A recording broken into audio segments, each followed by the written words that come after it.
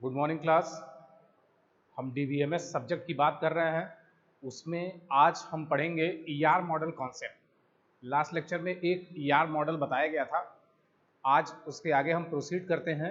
उसमें हम पढ़ते हैं आज ER मॉडल कॉन्सेप्ट। ठीक है, उसके स्टेप्स या फिर उसके उसके पार्ट्स क्या क्या होते हैं या फिर उसके सिंबल्स क्या क्या होते हैं, उसको हम डिटेल में और फर्दर डिटेल में रिलेशनशिप्स क्या होते हैं और फर्दर डिटेल में हम स्टडी करेंगे। तो हम बात करते हैं ER मॉडल की। किसकी बात करते हैं? ER मॉडल की। ठीक, तो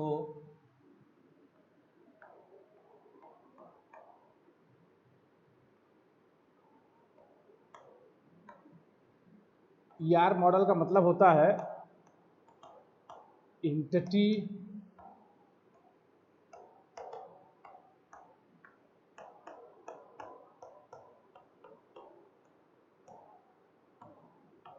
रिलेशनशिप मॉडल। ठीक, तो एंटिटी रिलेशनशिप मॉडल जैसे इसके नाम से ही क्लियर है और लास्ट क्लास में ये डिस्कस भी किया गया था।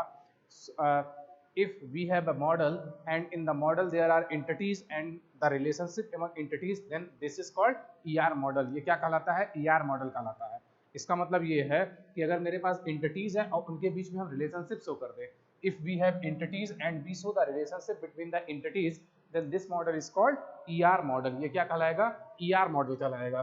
ठीक, तो अब हम पढ़ते हैं notation for ER diagram.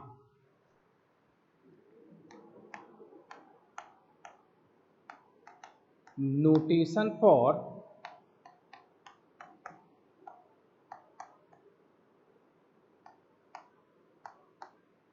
ER diagram. ठीक, नोटेशन फॉर ER डायग्राम।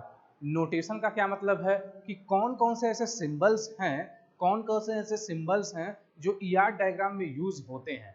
कौन कौन से ऐसे सिंबल्स हैं जो ER डायग्राम में यूज होते हैं? The symbols which are used to create an ER diagram are known as notation for ER diagram. The symbols which are used to create ER diagram or entity relationship diagram are known as ER symbols or ER notations. Okay, now entity set. First is a rectangle and this rectangle is called entity set. ये क्या कहलाता है? entity set. ठीक, next is attributes and the symbol for attributes is which is already discussed. Symbol for attribute is ellipse shape, है ना? ellipse shape। तो ये जो ellipse shape है वो किसका सिंबल है? This is the symbol for attributes। ये किसका सिंबल है? एट्रीब्यूट्स का। ठीक, then relationship among entities. Relationship का क्या सिंबल है? रिलेशनशिप का सिंबल है डायमंड शेप। रिलेशनशिप का क्या सिंबल है? Diamond shape. ठीक, सो if we use diamond, then this is called relationship among entities। ये क्या कहलाता है? Relationship among entities। ठीक, नेक्स्ट है लाइन। लाइन ये इंटिटीज को रिलेशनशिप से या इंटिटीज को एट्रीब्यूट से क्या करता है? ये कनेक्ट करता है। भाई कोई भी एट्रीब्यूट किसी इंटिटी से कनेक्ट होगा तो with the help of line. कोई भी इंटिटी किसी रिलेशनशिप से कनेक्ट होगा with the help of line. ठीक, तो इंटिटीज या फिर एट्रीब्यूट्स को या फिर रिलेशनशिप को आपस में कनेक्ट करने के लिए हम किसका यूज करते हैं? लाइन का यूज करते हैं। Link attributes to entity sets and entity sets to relationship. Link attributes to entity set and entity sets to relationship and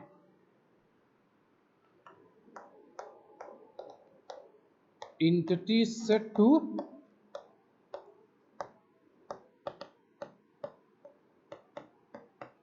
relationship, है ना? तो ये आपका हो गया लाइन। फिर नेक्स्ट है आपका, देखिए next is multi valued attribute.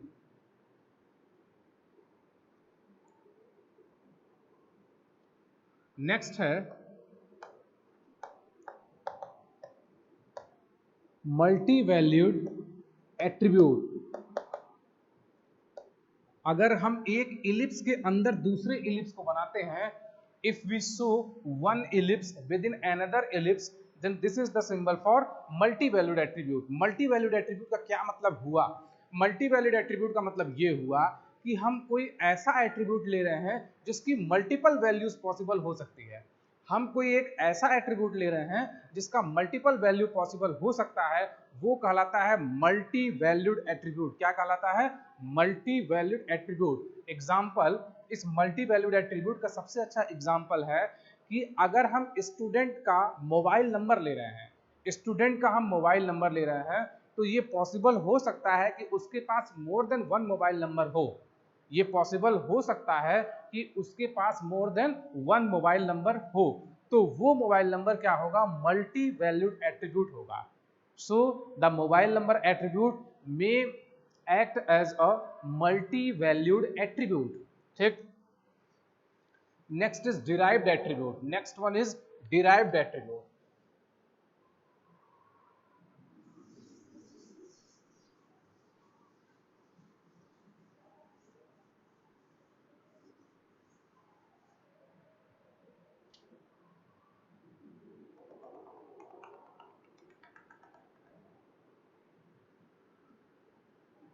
ये है आपका derived attribute.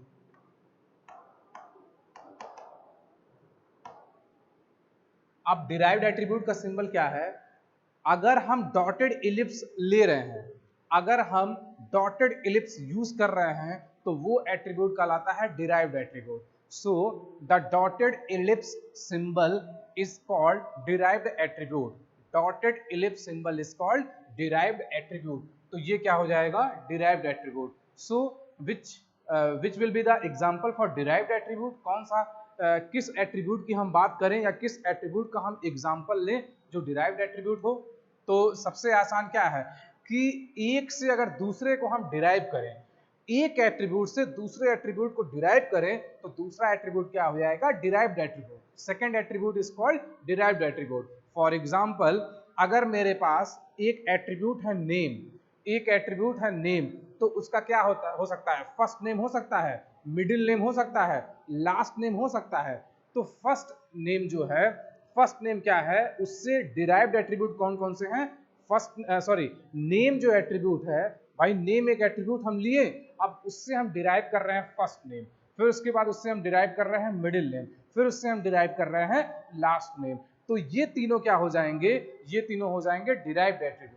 These attributes are called derived attributes। ठीक, तो ये हो गया आपका derived attributes। उसके बाद है weak entity sets।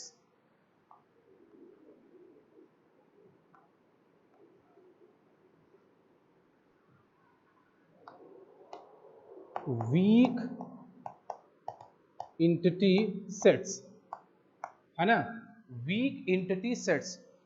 तो इसमें अगर एक रेक्टेंगल के अंदर दूसरे रेक्टेंगल को हम ले रहे हैं, एक रेक्टेंगल के अंदर दूसरे रेक्टेंगल को ले रहे हैं, तो ये कहलाएगा वीक एंटिटी सेट। क्या कहलाएगा ये? Week entity set. अब इसमें एग्जांपल, अब वीक एंटिटी सेट होता क्या है? ये तो सिंबल हो गया, this is the symbol which is used to represent weak entity set. This is the symbol which is used to represent weak entity set. अब how we define what is weak entity set? हम कैसे define करेंगे कि week entity set क्या है? ऐसे entities या फिर ऐसे एंटिटी सेट्स जो किसी दूसरे एंटिटीज पे डिपेंडेंट हो, वो कहलाएगा weak entity sets. The entities which are dependent on any other entities are called weak entity sets। ठीक, ऐसे एट्रीब्यूट्स ऐसे एंटिटी सेट्स जो किसी दूसरे एंटिटीज पे डिपेंडेंट हो, या फिर उन एंटिटीज का एग्जिस्टेंस तभी है जब किसी पहले वाले एंटिटीज का एग्जिस्टेंस है, या पहले वाला एंटिटी एग्जिस्ट कर रहा है, वो क्या कहलाएगा? Week entity set. जिसपे डिपेंडेंट है वो कहलाता है स्ट्रॉन्ग एंटिटी, और जो डिपेंडेंट है वो क्या कहलाएगा? Week entity set. ठीक, इसका एग्जांपल देखा जाए, एक एंटिटी है कोर्स, एक एंटिटी है कोर्स और दूसरा एंटिटी क्या है बीटेक। एक एंटिटी है कोर्स और दूसरा एंटिटी क्या है बीटेक। बीटेक का एग्जिस्टेंस तभी है, बीटेक का एग्जिस्टेंस तभी है जब कोर्स का एग्जिस्टेंस है। बीटेक का एग्जिस्टेंस तभी है जब कोर्स का एग्जिस्टेंस है। तो इसमें कोर्स क्या हो गया, course is strong entity set and BTech is weak entity set. Course is strong entity set and BTech is weak entity set. तो इसमें क्या हो जाएगा, जो बीटेक हम लिखेंगे वो किस पे लिखेंगे, डबल रेक्टेंगल में, या फिर एक रेक्टेंगल के अंदर दूसरे रेक्टेंगल को, ठीक। तो ये कहलाता है weak entity set.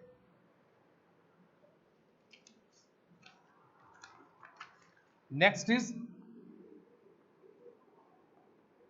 double line, total participation of an entity in a relationship set.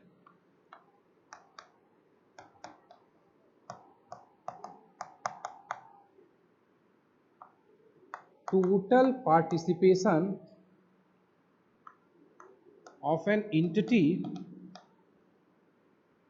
in a relationship set, in a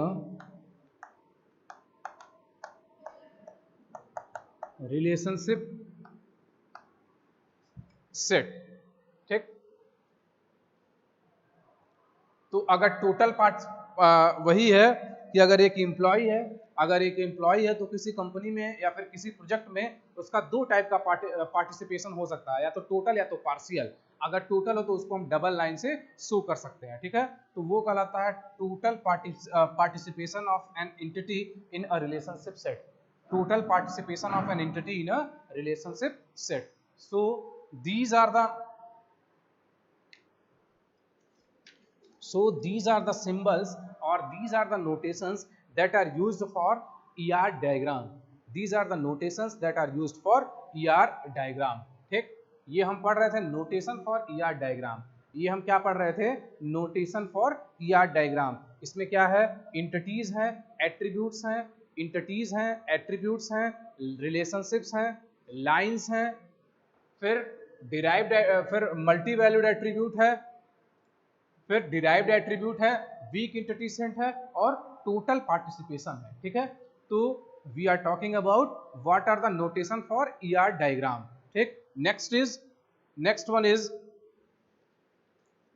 types of relationships.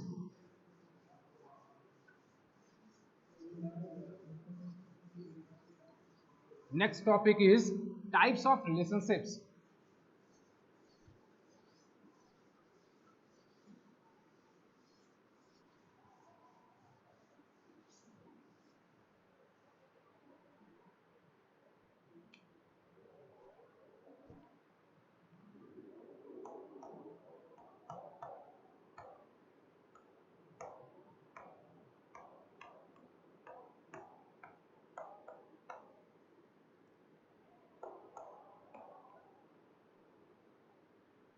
Types of relationships, है ना।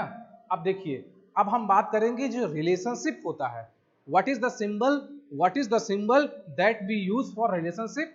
सिंबल क्या होता है जो हम रिलेशनशिप के लिए यूज करते हैं, सिंबल जो होता है वो क्या होता है, डायमंड का होता है। लास्ट लेक्चर से ही बताया जा रहा है कि जो रिलेशनशिप का सिंबल होता है वो क्या होता है, डायमंड का होता है, ठीक। तो टाइप्स ऑफ रिलेशनशिप मतलब कि रिलेशनशिप कितने टाइप का होता है, रिलेशनशिप को हम फर्दर कितने टाइप में क्लासिफाई कर सकते हैं। तो फर्स्ट है आपका unary relationship. First is unary relationship.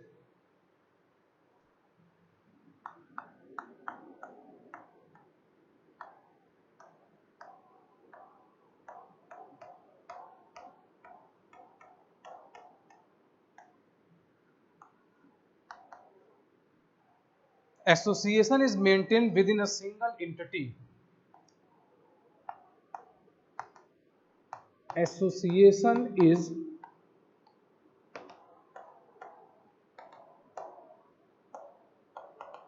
maintained within a single entity, ठीक।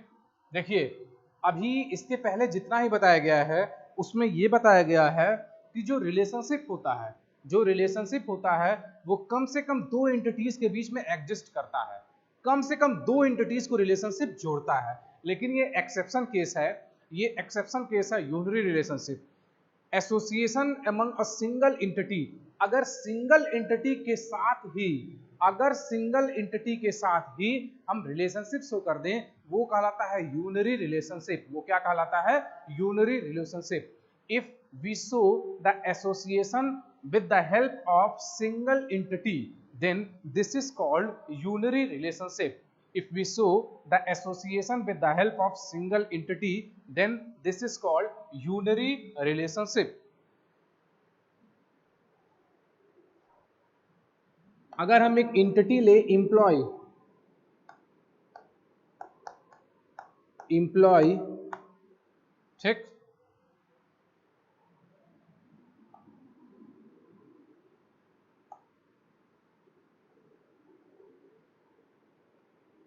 उसके जो एट्रीब्यूट्स हैं वो है workers and managers, workers and manager या फिर बॉस। और ये सब क्या कर रहे हैं, यहां बॉस लिखते हैं,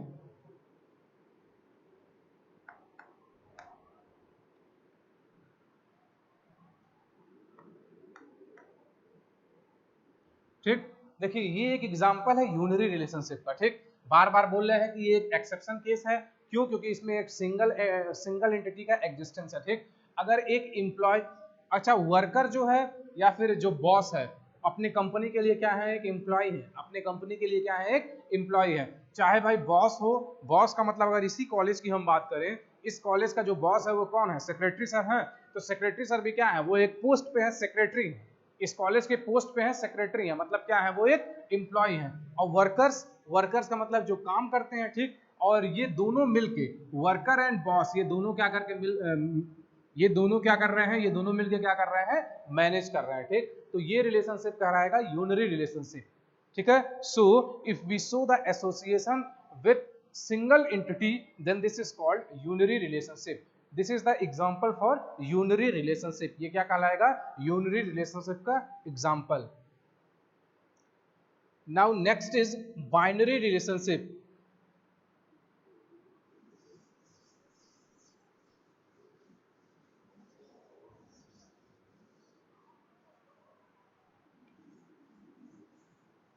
next is binary relationship.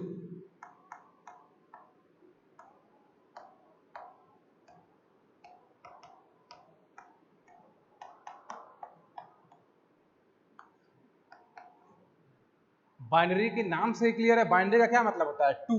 Binary का मतलब होता है दो, है ना। तो इसका मतलब क्या है?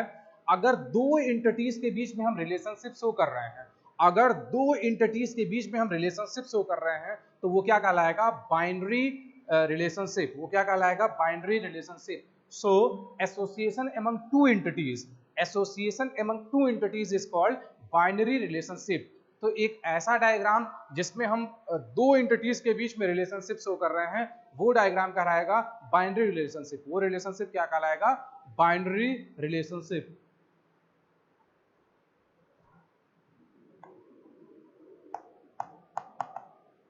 Association among two entities, association among two entities। तो दो एंटिटीज के बीच में अगर हम एसोसिएशन शो कर रहे हैं या दो एंटिटीज के बीच में हम रिलेशनशिप शो कर रहे हैं, that is called binary relationship. देखिए एक हम लेते हैं पब्लिशर, एक क्या लेते हैं? पब्लिशर। एंटिटी होगा, हाँ होगा, क्यों? क्योंकि ये रियल वर्ल्ड चीज है, ठीक। एक हम लेते हैं बुक, एक क्या लेते हैं? बुक, है ना। ये भी एंटिटी होगा, क्यों होगा? क्योंकि ये रियल वर्ल्ड चीज है। Publisher, book. अब इनके बीच में एक हम रिलेशनशिप शो कर सकते हैं। पब्लिशर क्या करता है? बुक को क्या करता है? पब्लिश करता है। पब्लिशर बुक को क्या करता है? पब्लिश करता है। पब्लिशर पब्लिश, भाई पब्लिशर ही तो छापता है बुक को, उसी को हम क्या बोलते हैं? पब्लिश, है ना। Publish is relationship and publisher and book is entity. So this is the diagram in which the relationship is binary relationship. ये जो डायग्राम है वो किस टाइप का डायग्राम है? बाइनरी रिलेशनशिप का। भाई ये सिंबल बाइनरी का है, ये सॉरी ये सिंबल रिलेशनशिप का है, इसके साथ दो एंटिटीज जुड़े हुए हैं, तो ये क्या कहलाएगा, बाइनरी रिलेशनशिप, है ना। अब देखिए next is ternary relationship, next is ternary relationship. ये एग्जांपल है बाइनरी रिलेशनशिप का।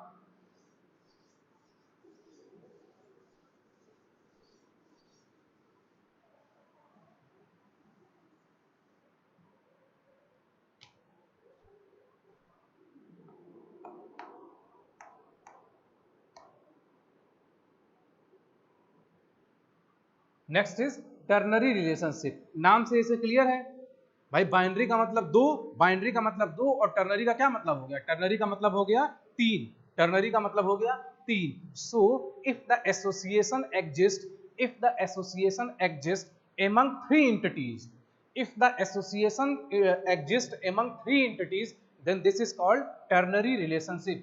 भाई इसके नाम से क्लियर है, टर्नरी रिलेशनशिप, टर्नरी का मतलब होता है तीन। हम किसकी बात कर रहे हैं, तीन, हम बात कर रहे हैं एंटिटीज की, हम क्या किसकी बात कर रहे हैं, एंटिटीज की। So if the association exist among three entities then this is called ternary relationship.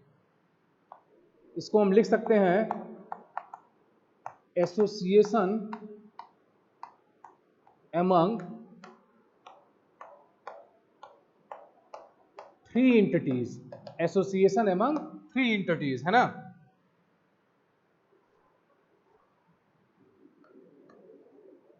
एक एंटिटी है टीचर, एक एंटिटी है सब्जेक्ट,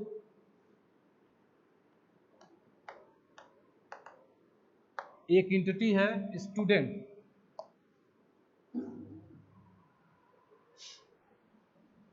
टीचर, सब्जेक्ट, उसके बाद एक एंटिटी हम मान सकते हैं स्टूडेंट को,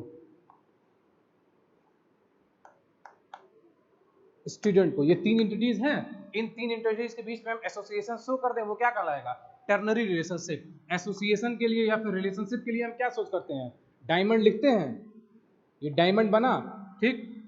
टीचर टीच करता है क्या, सब्जेक्ट टीच करता है किसको, स्टूडेंट को। Teacher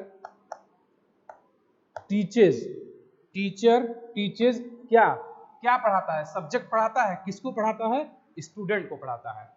teacher teaches subject, teacher teach करता है क्या, सब्जेक्ट, और पढ़ाता किसको है, किसको टीच करता है, स्टूडेंट को। So this is ternary relationship. ये क्या कहलाएगा, ER diagram with ternary relationship, ER diagram with ternary relationship. So if we show the association among three entities then this association is called ternary relationship. ये example है ternary relationship का। अब हम बात करेंगे क्वाटर्नरी रिलेशनशिप की, किसकी बात करेंगे, क्वाटर्नरी रिलेशनशिप की।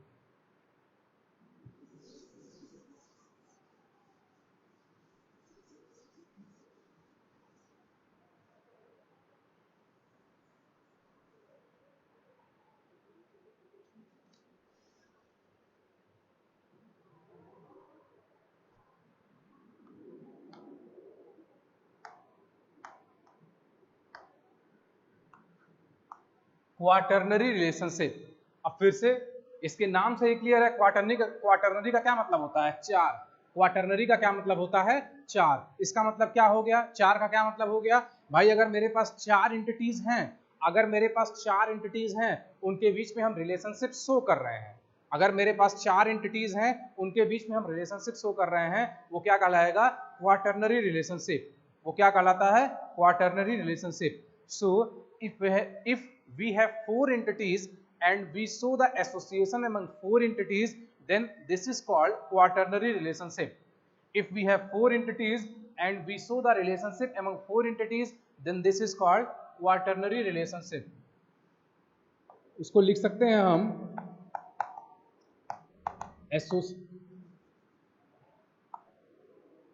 Association among four entities, association among four entities। Four entities में एक स्टूडेंट एंटिटी होगा, एक हम स्टूडेंट ले लिए, ठीक। उसके बाद एक हम टीचर ले लिए, ठीक। नेक्स्ट हम ले लिए कोर्स मटेरियल,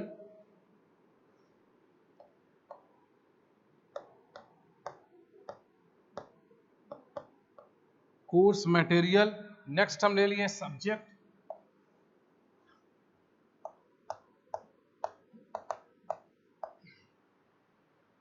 ये सारे क्या पढ़ रहे हैं, स्टडी कर रहे हैं, स्टडीज।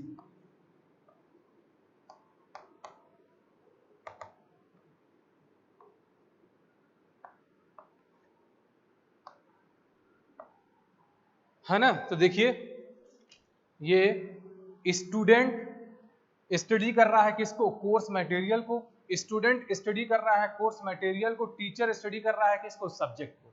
टीचर स्टडी किसको कर रहा है, सब्जेक्ट को। तो ये जो रिलेशनशिप है, ये रिलेशनशिप में 4 एंटिटीज है, 1 2 3 4।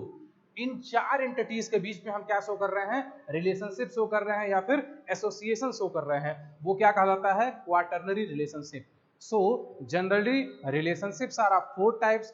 First is unary relationship, second is binary relationship, third is ternary relationship and last is quaternary relationship. इसके नाम से ही क्लियर है, unary means association with single entity, binary means association among 2 entities, ternary means association among 3 entities, quaternary means association among 4 entities. ठीक, तो ये आपका है associate types of relationship. हम बात करते हैं मैपिंग कंस्ट्रेंट्स की।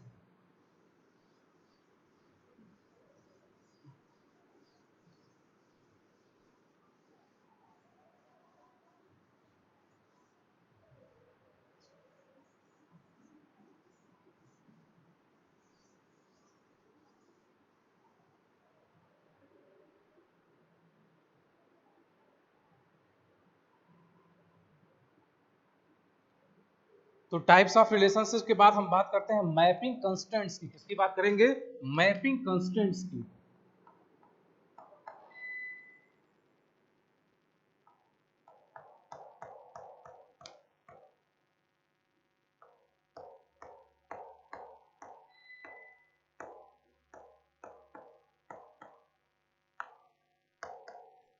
मैपिंग कंस्ट्रेंट्स की, ठीक। तो कंस्ट्रेंट्स का मतलब क्या होता है, देखिए कंस्ट्रेंट्स का मतलब ये होता है कि अगर हम कोई रिस्ट्रिक्शन लगा दें उसके एट्रीब्यूट में या फिर उसके इंटिटीज पे कोई रिस्ट्रिक्शन लगा दें या फिर कोई रूल लगा दें, कोई नियम लगा दें, वो कहलाएगा मैपिंग कंस्ट्रेंट। अब नियम का क्या मतलब है, नियम का मतलब हम ये लगा दें कि अगर एक कोई इंटिटी है उसके केवल 2 एट्रीब्यूट हो सकते हैं, एक इंटिटी है उसके केवल 2 एट्रीब्यूट हो सकते हैं। मतलब क्या है, उसके हमें 2 एट्रीब्यूट्स को केवल डिफाइन करना है, तीसरा नहीं डिफाइन करना है, तो वो क्या कहलाएगा, कंस्ट्रेंट कहलाएगा। वो क्या कहलाएगा, कंस्ट्रेंट कहलाएगा।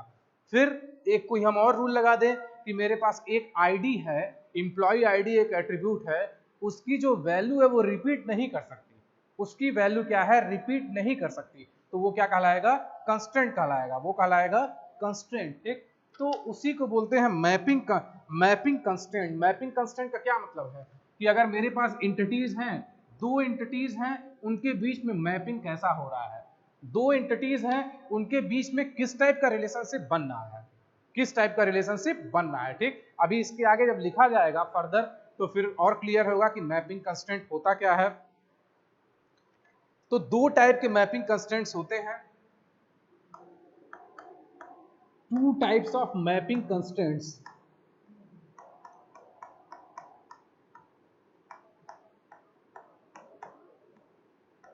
Two types of mapping constraints. First is mapping cardinalities, second one is participation constraints. First is mapping cardinalities,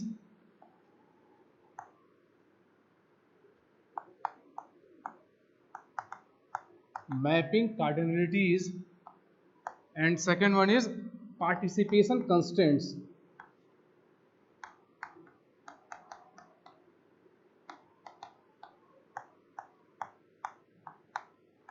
mapping cardinalities and participation constraints. तो ये 2 टाइप से कंस्टेंट्स होते हैं जो हम मैपिंग कंस्टेंट्स इसको बोलते हैं। एक होता है मैपिंग कार्डिनलिटीज और सेकंड क्या है, पार्टिसिपेशन कंस्टेंट। अब हम बात करते हैं मैपिंग कार्डिनलिटीज की। किसकी बात करेंगे? मैपिंग कार्डिनलिटीज की। तो कंस्ट्रेंट का मतलब क्या है?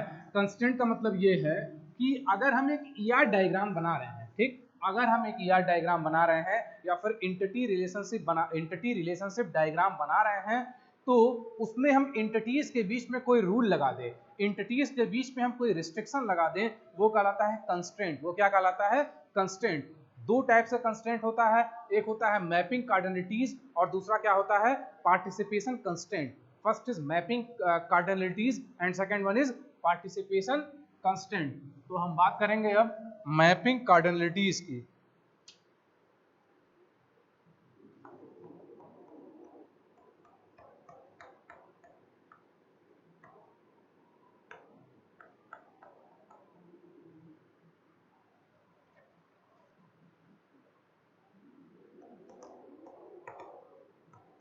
ये हो गया मैपिंग कार्डिनलिटीज, है ना। तो मैपिंग कार्डिनलिटीज में पहला है 1 to 1। First is 1 to 1। ये पहला कार्डिनलिटी है। देखिए इसका क्या मतलब है, सीधे हम इसका ईआर डायग्राम बनाते हैं तो ज्यादा क्लियर होगा। one entity is customer and second one is account।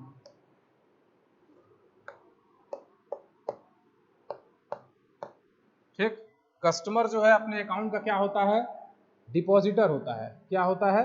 Deposit अगर कर रहा है तो क्या होगा? डिपॉजिटर।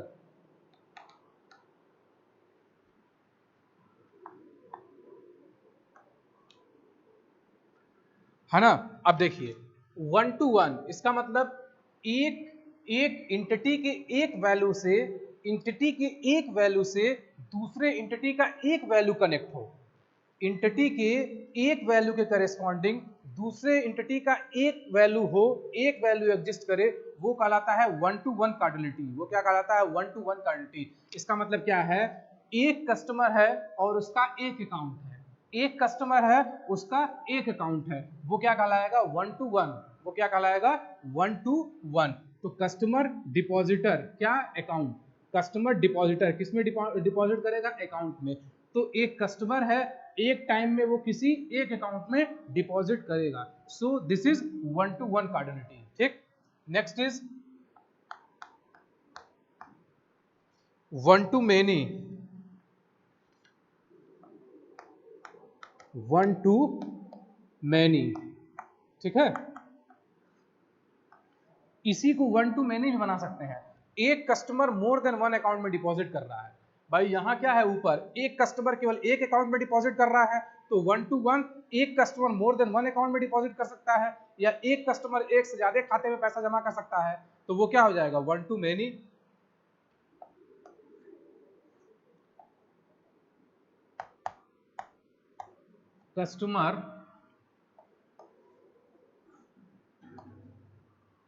कस्टमर अकाउंट, थोड़ा इसको ऊपर लिखते हैं।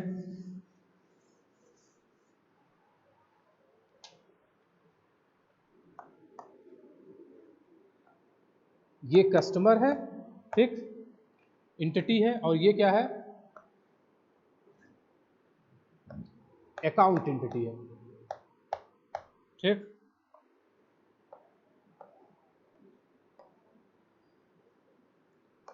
डिपॉजिटर, ठीक, ये सिंबल है सिंगल वैल्यू का। तो कस्टमर के एक वैल्यू के करस्पॉन्डिंग अकाउंट की कई वैल्यू एग्जिस्ट कर रही है, ठीक है। तो वन कस्टमर मोर देन वन अकाउंट में डिपॉजिट कर रहा है, एक कस्टमर मोर देन वन अकाउंट में डिपॉजिट कर रहा है, तो ये क्या हो जाएगा? 1 to many। ये कौन सा हो जाएगा? 1 to many। अब नेक्स्ट देखिए many to 1। तो हम लोग मैपिंग कार्डिनलिटीज पढ़ रहे हैं। इसका मतलब क्या है कि हम ये शो कर रहे हैं कि अगर दो एंटिटीज हैं तो दो एंटिटीज में एक एंटिटी के करस्पॉन्डिंग दूसरे एंटिटीज की कितनी वैल्यू हो सकती है, ठीक। Next is many to one. Third is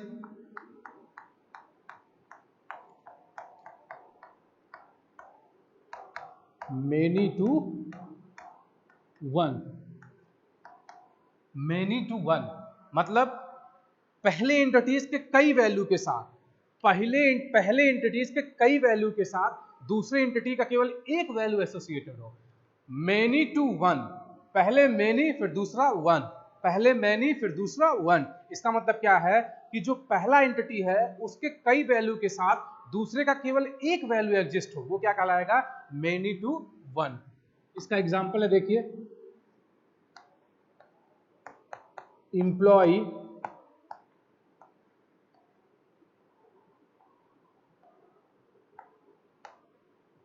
works for, employee works for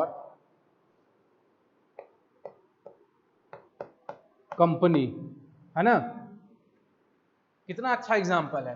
कई कई कर्मचारी एक कंपनी में काम करते हैं, कई कर्मचारी एक कंपनी में काम कर सकते हैं। कई कई का मतलब मैनी हो गया, और एक कंपनी, एक का मतलब वन हो गया। तो ये रिलेशनशिप क्या है? Many to one. ये क्या है? Many to one. ठीक, नेक्स्ट इज, चौथा है many to many. Last is many to many.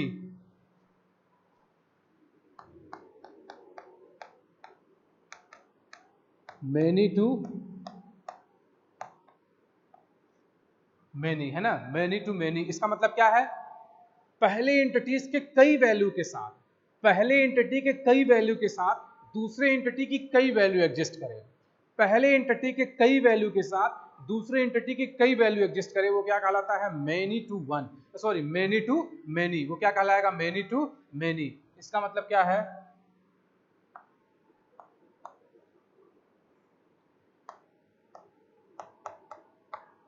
Many employee works for, many employee works for many project। हो सकता है कि नहीं हो सकता है? भाई एक साथ कई एम्प्लॉय, एक साथ कई एम्प्लॉय एक साथ कई जगह काम कर रहे हैं, एक साथ कई एम्प्लॉय एक साथ कई जगह काम कर रहे हैं। एग्जाम्पल, इसका मतलब यह है कि अगर एक लाइब्रेरी में, एक लाइब्रेरी में मोर देन वन एम्प्लॉय है, एक लाइब्रेरी में मोर देन वन एम्प्लॉय है, वो मोर देन वन जगह काम कर रहे हैं, वो मोर देन वन जगह काम कर रहे हैं। जैसे यहाँ वीडियो ही बनवा रहे हैं, लाइब्रेरी में बुक भी अरेंज कर, लाइब्रेरी में बुक का अरेंजमेंट भी देख रहे हैं, कहीं और अगर उनका ड्यूटी लगा है एडमिशन सेल में तो वो एडमिशन भी देख रहे हैं। तो ये एग्जांपल है मैनी टू मैनी। ये किसका एग्जांपल है? Many to many. Many employee works for many project. ठीक, तो ये आपका है मैपिंग कार्डिनलिटीज। क्या है ये? Mapping cardinalities. अब नेक्स्ट है participation cardinalities, participation constraints.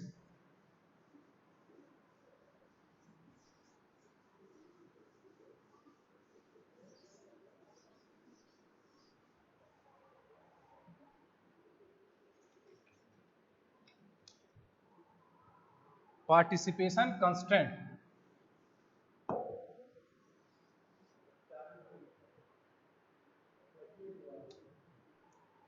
Participation constraints, है ना?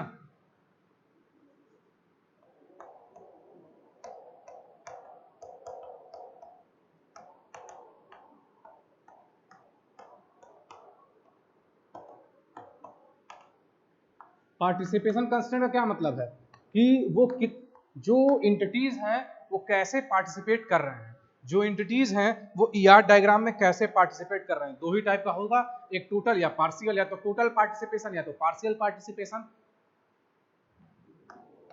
Total participation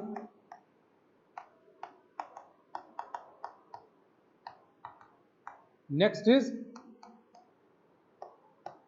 partial participation. Total participation and partial participation. जैसे कुछ इंप्लॉयज होते हैं जो परमानेंट होते हैं, उनका टोटल पार्टिसिपेशन होता है। कुछ इंप्लॉयज होते हैं परमानेंट नहीं होते हैं, एडॉक पे होते हैं या कॉन्ट्रैक्ट पे होते हैं, उनका क्या होता है? Partial participation. ठीक, तो participation constants, there are two types of participation constants. First is total participation and second one is partial participation. First is total participation and second one is partial participation. तो इसका सबसे अच्छा example है, अगर ये college BIT है, अगर ये कॉलेज बीआईटी है तो उसमें दो टाइप के एम्प्लॉयज हैं, दो टाइप के एम्प्लॉयज हैं, एक है परमानेंट एम्प्लॉय और दूसरा क्या है कॉन्ट्रेक्चुअल एम्प्लॉय। परमानेंट एम्प्लॉय और कॉन्ट्रेक्चुअल एम्प्लॉय। तो परमानेंट का क्या है, परमानेंट का जो भाई जो कॉलेज का काम होगा उसमें उनका टोटल इन्वॉल्वमेंट रहेगा, उसमें उनका टोटल इन्वॉल्वमेंट रहेगा, वो क्या कहलाएगा, वो कहलाएगा टोटल पार्टिसिपेशन, वो क्या कहलाएगा टोटल पार्टिसिपेशन। और जो कॉन्ट्रेक्चुअल एम्प्लॉयज हैं उनका जो कॉलेज का काम होगा वो जब जरूरत पड़ेगा तब आएंगे, जब जरूरत पड़ेगा तब आएंगे, ठीक है। तो वो क्या कहलाएगा पार्शियल पार्टिसिपेशन, वो क्या कहलाएगा पार्शियल पार्टिसिपेशन। तो दो टाइप के पार्टिसिपेशन होते हैं, एक होता है टोटल और दूसरा क्या होता है पार्शियल पार्टिसिपेशन। अब अगर हम बात करें कीज की, अगर हम बात करते हैं कीज की,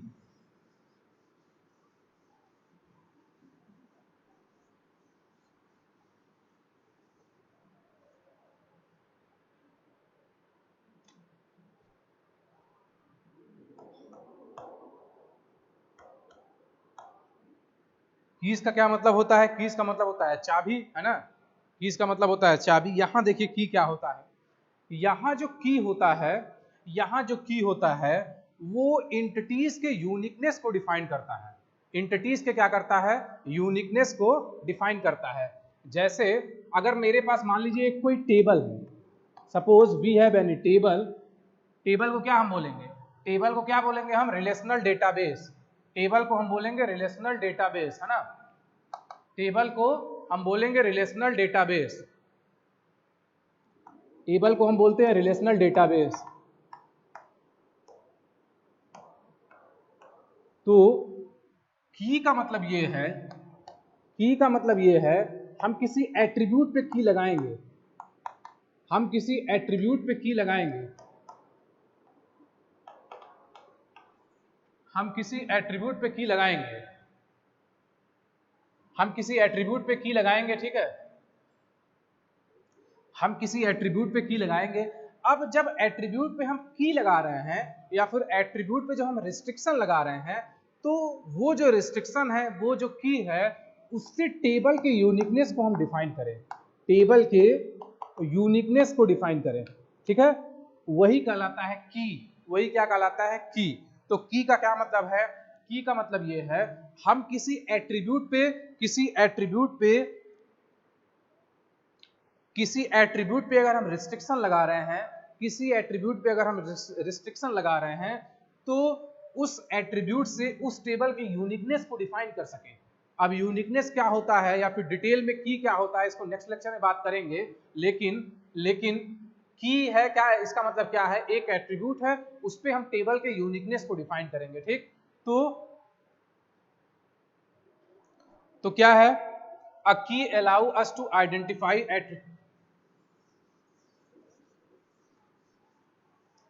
की का क्या मतलब हो गया, a key allows us to identify, a key allows us to identify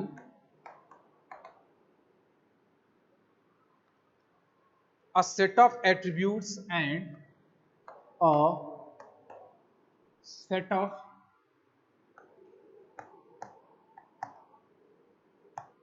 attributes and thus distinguishes entities from each other and thus